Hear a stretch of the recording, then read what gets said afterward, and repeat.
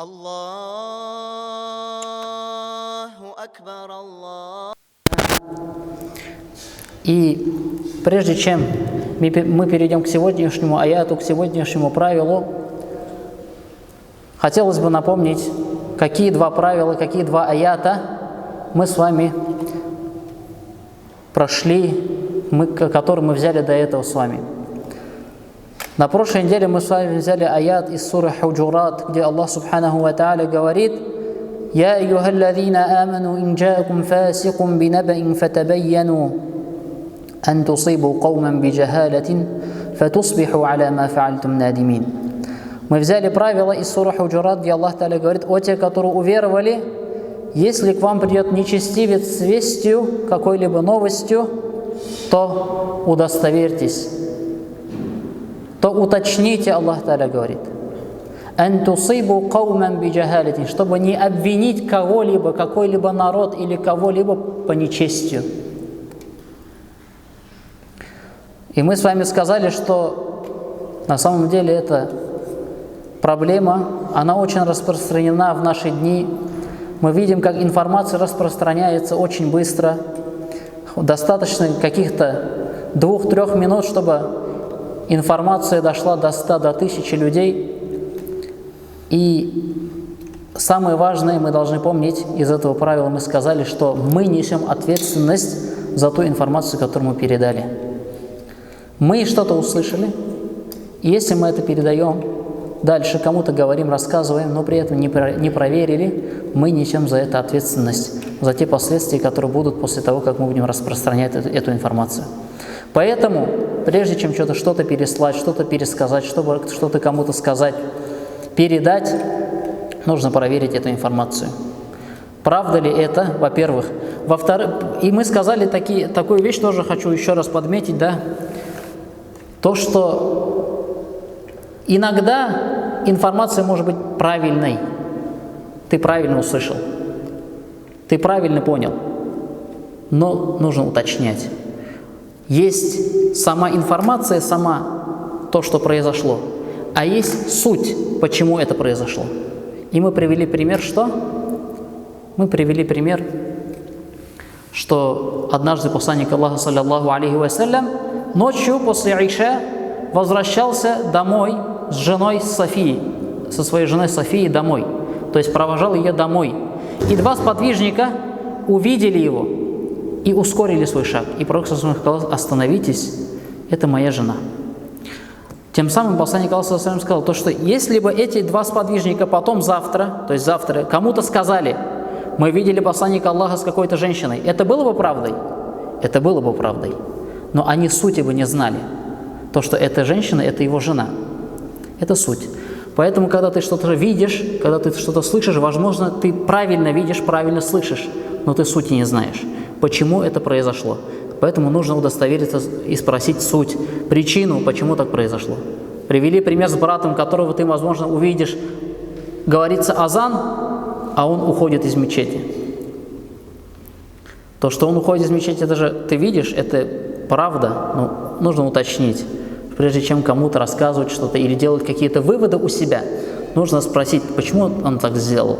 Может, у него какая-то веская причина есть на это. Потом также мы с вами взяли правило, где Аллах Тааля говорит: «Вабтагhi фима атака Аллаху ад-дар аль-ахирата, ва ла танса насибака мин ад-дунья». Аллах Тааля говорит: используй то, что тебе даровал Аллах для своего ахирата, для своей последующей жизни, но не забывай свою мирскую жизнь, долю из мирской жизни. Тем самым Аллах Тааля нас призывает к тому, чтобы мы использовали те возможности, которые у нас есть, те возможности, то имущество, те ресурсы, которые у нас есть, чтобы мы использовали их на пути достижения довольства Аллаха Субханаху ва Тааля. Чтобы мы использовали эти ресурсы для ахирата, для последующей жизни. Но не забывали также эту свою жизнь, наши здешние потребности, это кушать, это пить, это одеваться и так далее. Да? То есть, чтобы мы на это тоже тратились. А у нас, мы сказали, что сейчас наоборот, человеку нужно говорить, что не забывай о своем ахирате. А Аллах Тааля наоборот к этому подходит и говорит: не забывай о своем этом мире, не забывай. Ты должен использовать то, что тебе Аллах Тааля дал для последующей жизни. и не должен забывать про этот мир. А у нас получается, что мы используем все, что у нас есть для этого мира, и нам нужно напоминать и говорить, но не забывай про ахират тоже. То есть наоборот, да, у нас на самом деле. Поэтому те средства, которые Аллах Субхану ва Тааля нам дал, те ресурсы, которые Он нам дал, мы должны использовать, то есть по мере возможностей, конечно же, но максимально использовать эти ресурсы для пользы себя. А что тебе принесет пользу? Тебе принесет пользу то, что будет полезным в судный день. То, посредством чего твои весы, то есть чаша благих деяний окажется тяжелее. Вот это будет благом для тебя. А все остальное, на что ты тратился в этом мире, на свои какие-то хотелки, похоти, желания, Аллаху алям, в каких весах они окажутся. Поэтому мы должны использовать те возможности, те ресурсы, которые у нас есть, ради довольствия Аллаха Субханаху ва Тааля, для своего ахирата. Но и не должны забывать этот мир, то есть то, что мы в этом мире тоже кого-то должны обеспечивать, кормить, одевать и тому подобное. Сегодня наше правило, оно из суры Таляк, из суры Развод. Таляк, развод. В 3 аяте Аллах Субханаху ва Тааля говорит: «Ваман ятаваккаль аля Аллахи фахуа хасбух». В суре Таляк, в суре Развод, в 3 аяте Аллах Тааля говорит: «Тому, кто уповает на Аллаха, достаточно его». Тому, кто уповает на Аллаха, достаточно его. Достаточно этому человеку Аллаха. И не нужен больше ему никого. Никто не нужен ему. Никакой помощи ему не нужно. Тот, кто уповает на Аллаха, ему достаточно Аллаха. Как покровителя, как помощника, как защитника, как кормильца. Ему достаточно Аллаха. И это правило, этот аят связан с верой, с иманом человека. Это напрямую связано с иманом человека, с его верой, с его убежденностью. То, что ты убежден, что все, что происходит, оно в руках Аллаха. Ты убежден, что все, что происходит, это по предопределению Аллаха Субханаху ва Тааля. Ты убежден, что если Аллах захочет, оно случится. Если Аллах не захочет, оно не случится. И ты поэтому всегда вверяешь свои дела Аллаху. Ты уповаешь на Него.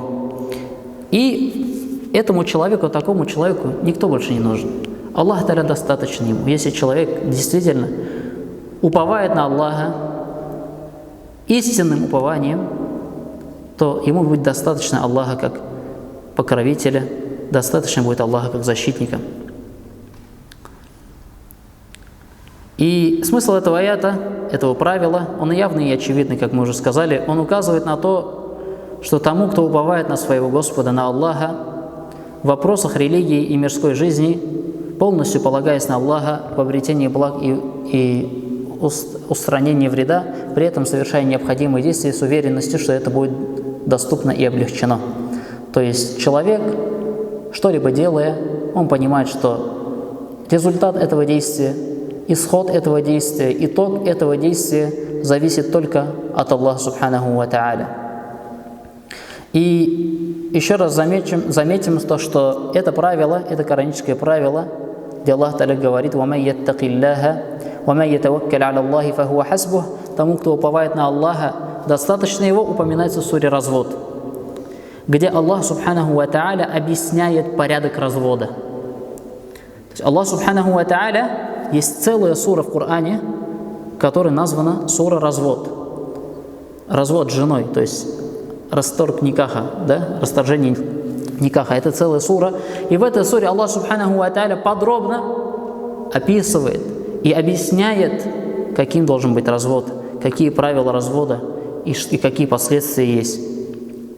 И в контексте аятов о разводе с целью обрадовать тех, кто стремится претворить в жизнь законы Аллаха Субханаху ва Тааля в вопросах развода. То есть Аллах Субханаху ва Тааля говорит в этом аяте, полностью этот аят, если мы зачитаем: فَإِذَا بَلَغْنَ أَجَلَهُنَّ فَأَمْسِكُوهُنَّ بِمَعْرُوفٍ أَوْ فَارِقُوهُنَّ بِمَعْرُوفٍ وَأَشْهِدُوا ذَوَيْ عَدْلٍ مِّنكُمْ وَأَقِيمُوا الشَّهَادَةَ لِلَّهِ ذَلِكُمْ يُوعَظُ بِهِ مَنْ كَانَ مِنكُمْ يُؤْمِنُ بِاللَّهِ وَالْيَوْمِ الْآخِرِ وَمَنْ يَتَّقِ اللَّهَ يَجْعَلْ لَهُ مَخْرَجًا وَيَرْزُقْهُ مِنْ حَيْثُ لَا يَحْتَسِبُ وَمَنْ يَتَوَكَّلْ عَلَى اللَّهِ فَهُوَ حَسْبُهُ إِنَّ اللَّهَ بَالِغُ أَمْرِهِ قَدْ جَعَلَ اللَّهُ لِكُلِّ شَيْءٍ قَدْرًا. Аллах Та'аля говорит: فَإِذَا بَلَغْنَا أَجَلَهُنَّ, когда для них наступит установленный срок. То есть мы знаем, когда женщина разводится, когда ее разводят, у нее наступает период, который называется идда, который она должна выжидать. То есть она выжидает в этот период. То есть это такое подвешенное состояние никаха называется. То есть никах еще до конца не оборвался, но уже был развод дан. То есть это период идда называется, когда женщина выжидает. И это время, когда муж может вернуть свою жену. И когда для них наступит установленный срок, Аллах Та'аля говорит, когда вот идда будет проходить, когда установленный срок будет подходить уже, оставьте их у себя по-хорошему. Аллах Та'аля говорит: فَأَمْسِكُوهُنَّ بِمَعْرُوفٍ, оставьте их у себя по-хорошему, то есть верните их по-хорошему, или же فَأَمْسِكُوهُنَّ بِمَعْرُوفٍ, или же отпустите их по-хорошему. То есть все, не возвращайте. То есть, и вообще, если затрагивать тему развода, то есть это не по теме нашего урока, но если затронуть тему развода, то это последнее, к чему должен прибегать человек. Это последнее, к чему должен прибегать человек в семейных отношениях. То есть когда у него уже все, он испробовал все свои способы, все методы перепробовал, не получилось, не слаживается, значит, он разводит, да, то есть это последний какой-то шаг, который он делает, чтобы решить. То есть он пробовал другие методы, не получалось, Аллах Та'аля не давал сложиться этому браку, да, то есть он делал причины много раз, искренне делал, и муж, и жена, и все-таки они решились на этот шаг, и Аллах Та'аля говорит: то отпустите их тогда по-хорошему. То есть, соблюдая все права, соблюдая все обязанности, которые на тебя возложены, соблюдая права мужа, жены, ты должен, соблюдая все это, развестись. Даже в этом вопросе Аллах Та'аля призывает нас к благому. Аллах Субханаху ва Та'аля призывает нас к справедливости. И Аллах Та'аля говорит: призовите свидетелями двух справедливых мужей из вас и будьте свидетелями ради Аллаха. Таково увещевание для тех, кто верует в Аллаха и в последний день. И Аллах Та'аля это кому говорит? Кому вот это увещевание? Это тем людям, которые верят в Аллаха и в судный день. То есть и Аллах Та'аля здесь призывает к чему? К хорошему, к добру, к спокойствию. Тому, кто боится Аллаха, он создает выход из положения и наделяет его уделом оттуда, откуда он даже не предполагает. وَمَنْ يَتَّقِ اللَّهَ يَجْعَلْ لَهُ مَخْرَجًا. И тот, кто боится Аллаха, Аллах Та'аля ему из любого положения даст выход. Аллах Та'аля, почему это упоминается опять-таки в теме, да, в аяте, контексте развода. Аллах Та'аля говорит и мужу, и жене. То есть развод – это нелегкий процесс, когда там имущество делит, когда там дети остаются, да? И Аллах Та'аля говорит, что, возможно, кому-то трудно очень, кому-то сложно, но Аллах Та'аля говорит, что тот, кто боится Аллаха, тот, кто страшится Аллаха, а тот, кто боится Аллаха и страшится Аллаха, он будет все делать правильно, он даже разводиться будет правильно, так как узаконено в шариате, без никаких там ненужных слов, ненужных дел. И Аллах Та'аля говорит, Аллах Та'аля ему из любой, кто боится Аллаха, из любого положения даст выход. И тем самым Аллах Та'аля как бы подбадривает тех людей, да, и говоря им: Аллах Та'аля даст вам выход. Будьте искренними, будьте правдивыми, будьте богобоязненны даже в этих вопросах, и Аллах Та'аля вам выход даст. Облегчит вам, и мужу, и жене, последующую жизнь. И Аллах Та'аля говорит: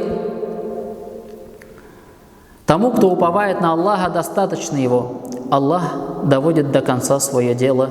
Аллах установил меру для каждой вещи.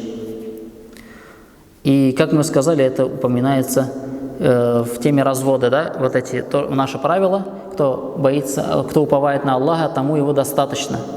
И причина, Аллах Субхану Тааля знает лучше, причина, почему Аллах Субхану Тааля говорит это в контексте аятов развода, первое, Он предостерегает. Аллах Тааля, говоря: тот, кто уповает на Аллаха, ему достаточно Аллаха, Аллах Тааля предостерегает нас. предостерегает мужчину, предостерегает женщину. И вообще, давайте вот так скажем, то, что сейчас мы приводим пример с семейными узами, с семейным браком, да, с разводом, но это касается любых отношений человека.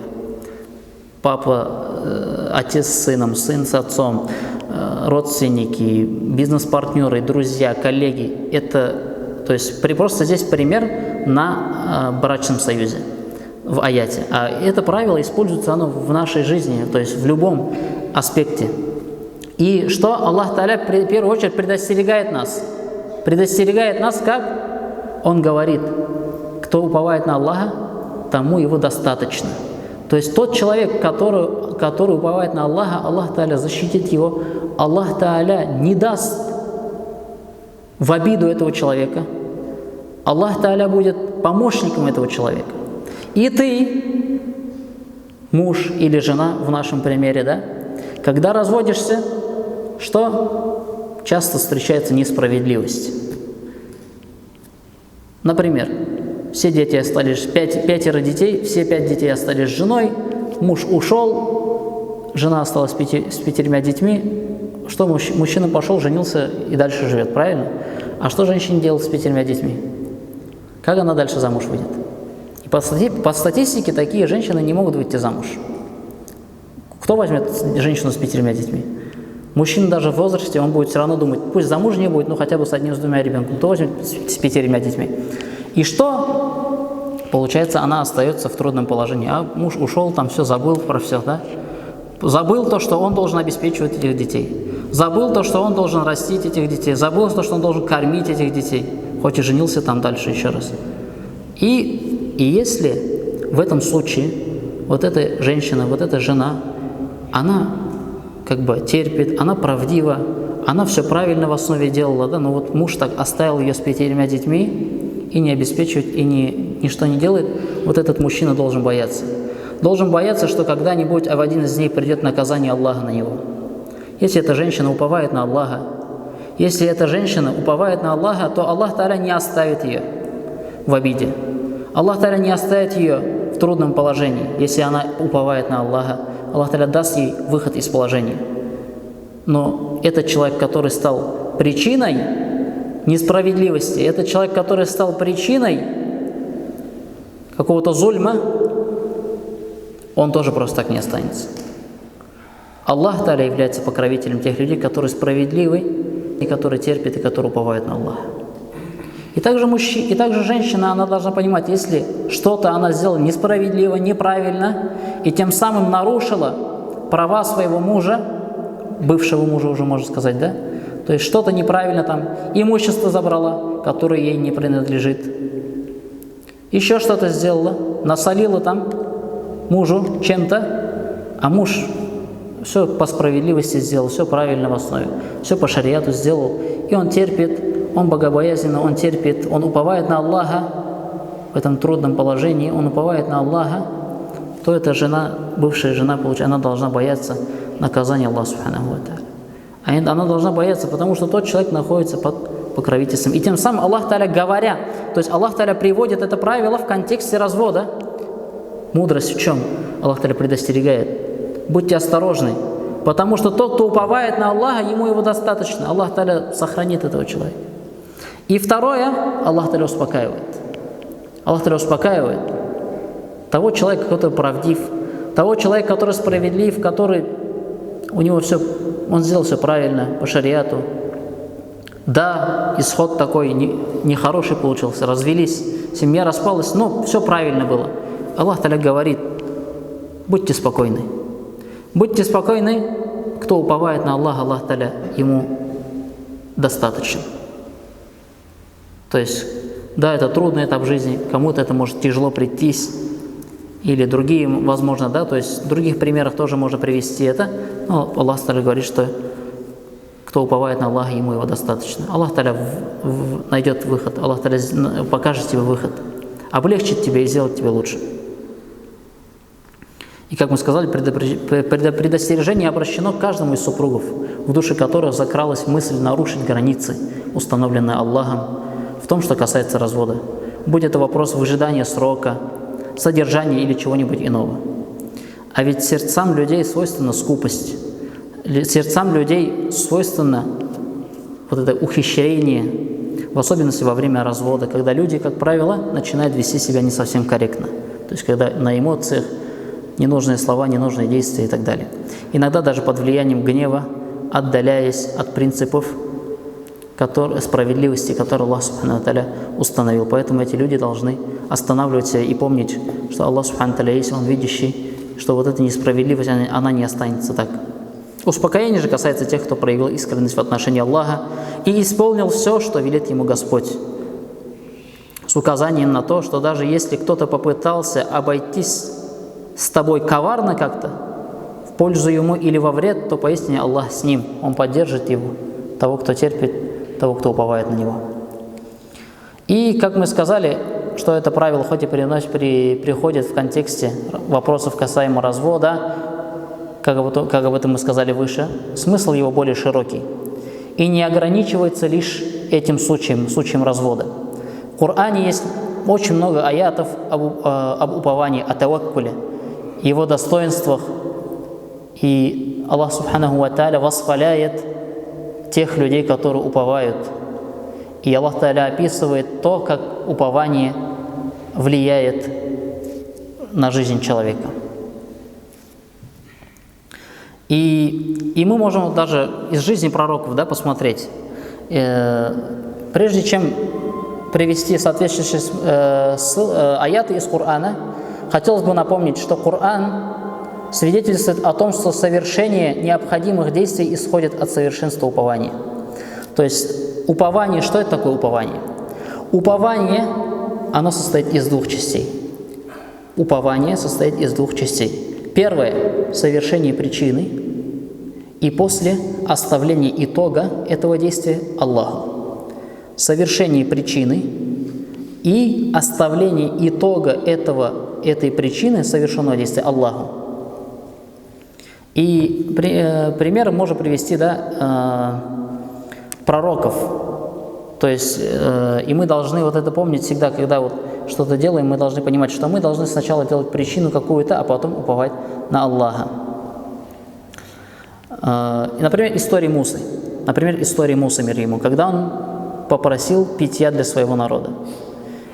Или над историей Марьям, мир ей, когда она рожала, и над историями других праведных рабов, приближенных Аллаху, то мы поймем, что всем им было велено что-то сделать.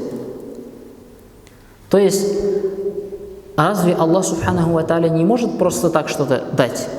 Может. Инна Аллаха аля кулли шайин кадир. Аллах Субханаху ва Тааля над каждой вещью мощен. Ему достаточно сказать «будь», и оно сбывается. То есть Аллах Тааля мог бы этим пророкам просто дать. Но что? Мусе было велено что? Ударить по камню. Мусе было велено ударить посохом об камень. Это что? Это причина, это действие. Это действие. Он причину сделал. Аллах Тааля мог сделать так, что без удара могло море раскрыться, без удара могло питье появиться. Мог. Но Аллах Тааля сказал: «Я Муса, ударь посохом о землю». Ударь посохом о землю. Марьям, мама Иса, алейхиссалям, когда она была беременна перед родами, она легла под пальму, и она хотела кушать, и плоды были на пальме, они созрели. Аллах Тааля мог сделать так, что просто упали бы эти фрукты. Мог сделать. Но Аллах Тааля что сказал? Потряси пальму. Но чтобы вы поняли, потрясти пальму это практически невозможно, да? То есть это очень жесткое дерево, его просто так не потрясешь, тем более девушка, женщина беременная. Но Аллах Тааля сказал: просто потряси вот сколько можешь. И Аллах Тааля сделал так, что эти фрукты, финики оказались у нее. То есть и во всех примерах была причина какая-то, действие какое-то. Не просто так, а было действие. По этому поводу есть прекрасные слова. Говорится, посмотрите, полное погружение в причинно-следственные связи, если человек полностью говорит, что все зависит от причинно-следственной связи, от поступка, от того, что ты сделал. Если человек говорит, все зависит от вот этого, как ты причину сделаешь, то это является преданием Аллаху с товарищей. То есть ты говоришь, что вот результат из-за моей причины. Вот я сделал, поэтому появилось. Вот я посадил, поэтому выросло. Вот я полил, поэтому выросло. Ты все, то есть вот это все говоришь, что это по причине твоего действия, то есть полное погружение в причинно-следственные связи. То есть говоришь, это причина, самое главное, то это предание Аллаху товарищей. Идущие вразрез с единобожием. Второе. Полное отрицание причинно-следственных связей.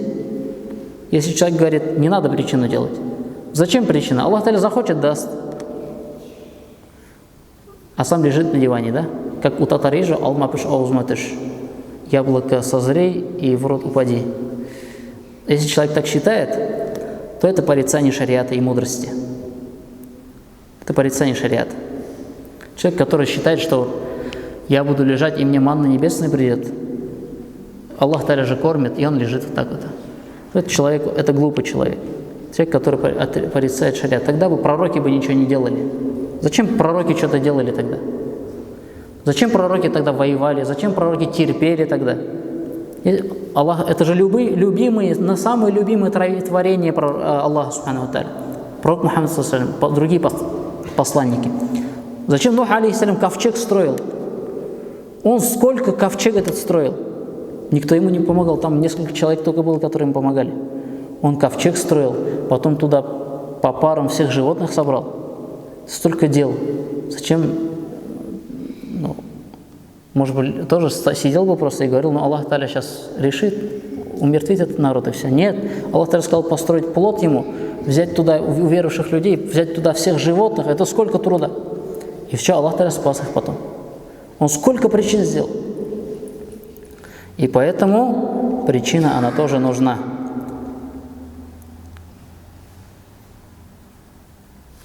Отстранение от них, зная, что это необходимое действие, это слабоумие, а уместное их выполнение, предпочтение одних другим, отстранение одних за счет других – это суть поклонения. То есть суть поклонения – это в чем получается? Знание и признание единобожия, предопределение и мудрости. То есть человек, когда совмещает эти две вещи, он понимает, что от него причина, а исход от Аллаха. От него причина. Он должен что-то сделать. Он должен встать и что-то сделать. Упование на Всевышнего Аллаха Субханаху ва Тааля требуется абсолютно во всех жизненных вопросах. И мы должны помнить, что какие бы вопросы, маленькие какие-то моменты, мы всегда должны уповать на Аллаха Субханаху ва Тааля. Как мы сказали, то есть мы не должны говорить, вот я же сделал, все, значит, то все будет. Нет. Итог за Аллахом Субханаху ва Тааля. Итог за Аллахом. Ты сделал причину, но не уповай на свою причину. Не надейся на свою причину. Надейся уже на Аллаха. То есть ты должен сделать причину и уповать на Аллаха. Человек, который не сделал причину и просто говорит, Аллах Тааля даст, это глупый человек. Человек, который говорит, вот же я сделал, вот все должно быть, это человек, который делает ширк, получается. И есть множество отдельных случаев, когда Всевышний Аллах Субхану ва Тааля побуждал и велел нашему пророку, саллаллаху алейхи вассалям, и верующим уповать. И один пример хочу привести из жизни сподвижников, да, вот по счету упования. Вот человек едет в хадж, да, большое паломничество. Это очень затратное, нелегкое, это долгий путь, это затраты большие, да. И человек тоже должен сделать причины, да? Человек должен работать, собрать, чтобы накопить денег, да? Человек должен оставить из Йемена, приезжает. Йемен, это сейчас, наверное, это считается не так далеко от Саудии, да? Это две страны, которые граничат друг с другом, то есть, может, там 1000 километров, может, 2000 километров максимум. И из Йемена приезжают люди, паломники, совершить хадж. И Умар, радийаллаху анху, видит, что у них с собой ничего нету. у них с собой ничего нету. И приходит, спрашивает: а вы с собой что-нибудь взяли? То есть сбережения, покушать, деньги, там, попить и так далее. Они такие: мы уповаем на Аллаха, Аллах Субхану Тааля нас не оставит. Они так сказали ему. Он, знаете, что сказал? Вы не уповайте на Аллаха, вы уповаете на тех людей, говорит, которые будут вам сейчас помогать. Вы надеетесь, что вам сейчас вы приедете, вам будут помогать. Вы, говорите, те люди, которые уповают на тех людей, которые здесь в Мекке живут, и они будут вам помогать. Вы на них, говорит, уповаете. Если бы вы уповали на Аллаха, вы бы причины сделали бы. Взяли с собой припасы, взяли с собой еду, взяли с собой все необходимое, вот, и после этого вы уповали на Аллаха. А они что? Они просто вышли, ничего не взяли с собой и считали это упованием на Аллаха. И когда они приехали, Умар смотрит, едут паломники, ничего нету. То есть, и там, возможно, верблюд, например, был, он пустой, не нагружен ничем. Как так? Ты далеко, ты там месяц едешь, а у тебя ничего нет, никаких припасов. Мы уповаем на Аллаха. И Умар сказал им: вы не уповайте на Аллаха. То есть вы почему так приехали? Вы сейчас, на что вы сейчас рассчитываете? Вы рассчитываете на то, что сейчас мекканцы помогут вам. Вот на что, говорит, вы уповаете. И это такой случай из жизни сподвижников, который показывает нам, что мы должны, то есть реально посмотреть, то есть, я еду туда, я буду тратиться, так, столько-то денег у меня уйдет на еду, а еще мне надо запас взять, вдруг что произойдет, вот. А потом уже, вот когда ты все это сделал, ты говоришь: я уповаю на Аллаха. Уже итог какой? Я причину создал. Я с собой взял снаряжение, я с собой деньги взял, я с собой еду взял. Все. А что уже дальше произойдет, это от Аллаха зависит. Вот это упование. И какие примеры мы можем привести, и на упование из Корана еще? Аллах Субханаху ва Тааля говорит, первое, это вот если мы ищем поддержки от Аллаха Субханаху ва Тааля, облегчение, то мы должны уповать на Него. Если мы хотим, чтобы у нас в жизни все было легко, чтобы была поддержка Аллаха Субханаху ва Тааля, мы должны уповать. Что такое упование? Мы сказали, делаем причину, а итог от Аллаха. То есть, если одна только будет, это не будет упование. Аллах Тааля говорит: «И янсуркум Аллаху фаля галиба лакум, ва и яхзулкум фаман заллади янсуркум мин ба'дих, ва аля Аллахи фалиятаваккалил му'минун». Если Аллах окажет вам поддержку, то есть это и нам обращение. Аллах Тааля говорит: если Аллах окажет вам поддержку, то никто не одолеет вас. Никто. Кто сильнее Аллаха? Никто не сильнее. Кто могущественнее Аллаха? Нету такого. Если Аллах Тааля поддерживает тебя, если ты ему должным образом уповаешь, и он поддерживает тебя, то никто не одолеет, Аллах Тааля говорит, вас. Если же он лишит вас поддержки, то кто же поможет вам вместо него? Кто поможет, если Аллах Тааля отвернется? Никто не поможет. И пусть же на Аллаха уповают верующие, Аллах Тааля говорит. И пусть же на Аллаха уповают верующие. Второе. Если мы отстранились от своих врагов, то пусть нашим постоянным спутником будет упование. То есть Аллах Тааля здесь, обращаясь к сподвижникам, говорит, он говорит: если вы отстранились от своих врагов, то пусть вашим постоянным спутником будет упование. Аллах Тааля говорит: отвернитесь же от них и уповайте на Аллаха, довольно того, что Аллах является попечителем и хранителем. То есть это Аллах Тааля говорит тем людям, которые жили среди своих врагов, которые были ущемлены своими врагами. Аллах Тааля говорит: отвернитесь же от них, то есть оставьте их и уповайте на Аллаха, довольно того, что Аллах является попечителем и хранителем. То есть это опять-таки показывает, что если Аллах Субхану Тааля с тобой, если Аллах Субхану Тааля тебе помогает, никто тебе не навредит. Третье, Аллах Субхану Тааля говорит: если люди отвернулись от вас, то уповайте на своего Господа. Ва и яхзулькум, Аллах Субхану Тааля говорит: وَإِن تَوَلَّوْا فَقُلْ حَسْبِيَ اللَّهُ لَا إِلَهَ إِلَّا هُوَ عَلَيْهِ تَوَكَّلْتُ وَهُوَ رَبُّ الْعَرْشِ الْعَظِيمِ. А если они отвернутся от вас, кто-то помогал тебе и кто-то поддерживал тебя, а потом отвернулся, то скажи: мне достаточно Аллаха. Нет божества, кроме Него, я уповаю только на Него, ибо Он Господь великого трона. Если вы добиваетесь установления порядка и примирения между людьми, то стремитесь к этому не иначе, как через упование. Если мы добиваемся установления порядка, если мы добиваемся примирения между людьми, то мы должны стремиться к этому не иначе, как через упование. И Аллах Субханаху ва Тааля говорит: если они склоняются к миру, ты тоже склоняйся к миру и уповай на Аллаха, воистину Он слышащий, знающий. В другом аяте Аллах Субханаху ва Тааля говорит касаемо, если вот предопределение привело нас к закрытым дверям, то есть тупик, ты не знаешь, что делать. В жизни такое бывает. Ты вот все, это перепробовал, то перепробовал, тупик какой-то. Или попал в какую-то трудную очень ситуацию, Аллах Субханаху ва Тааля говорит, обращаясь к этим людям: «Куль ля юсибана илля ма катаба Аллаху лана хуа мауляна ва аля Аллахи фальятаваккалил му'минун». Скажи, о Мухаммад, нас не постигнет только то, что предопределено нам Аллахом.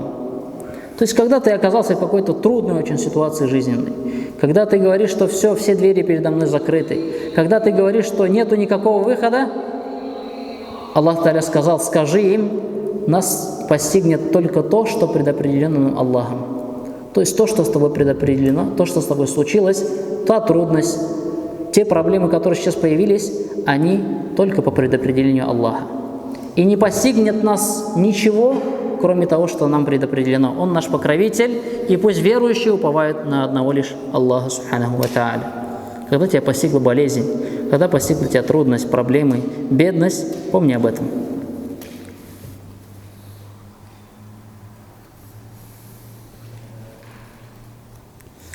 И во многих других аятах, можно еще много-много аятов приводить. Аллах Субхану Тааля говорит, вот еще 2 аята приведем. Аллах Тааля говорит: прочтим рассказ о Нухе, алейхиссалям.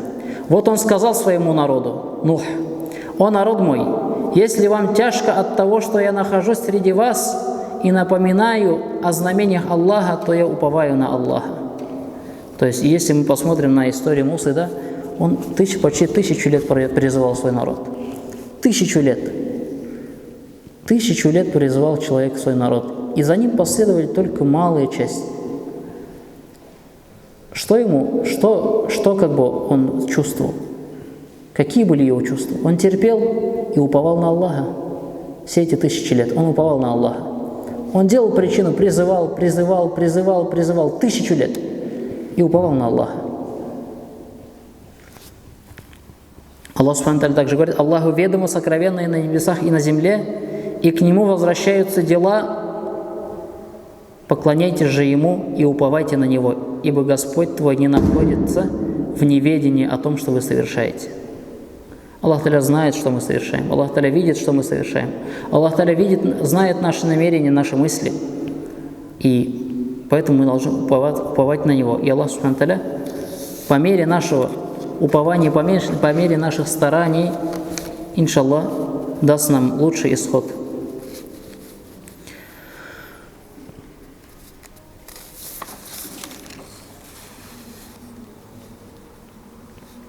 И, как мы сказали, вот это еще одна вещь, последняя, на что хочу обратить внимание, вот это упование на Аллаха, оно должно быть постоянным, мы сказали, да? Но зачастую мы можем наблюдать такую вещь, что человек вспоминает об уповании тогда, когда к нему приходит трудность, да? Тогда, когда к нему приходит проблема, он вспоминает об уповании на Аллаха. Но важно, чтобы мы, когда были здоровы, были бодры, были сильными, были здоровыми, всегда все хорошо, чтобы мы тоже уповали на Аллаха. То есть мы должны уповать на Него всегда.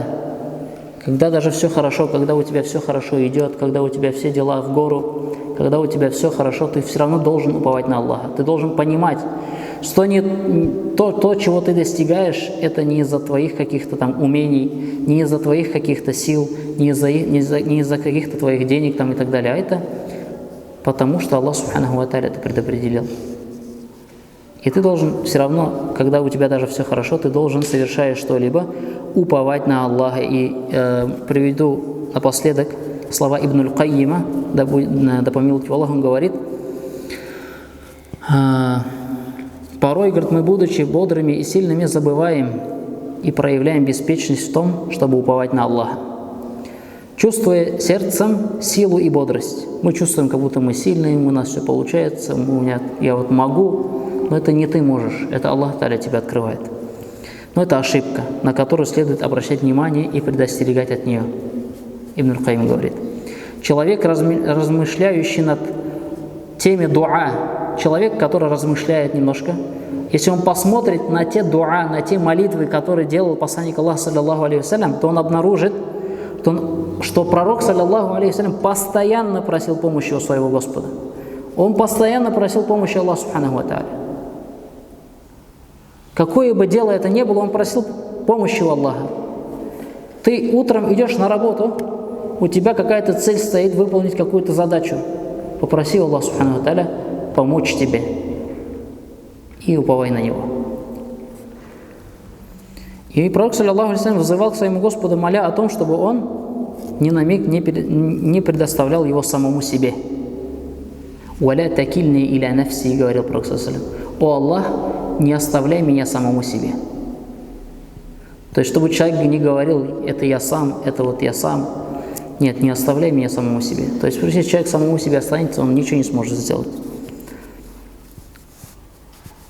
А ведь некоторые люди полагают, что легко и просто сказать при звучании слов призыва, то есть «ля хауля ва ля куввата илля биллях», когда мы говорим, да? Насколько мы понимаем, что мы говорим?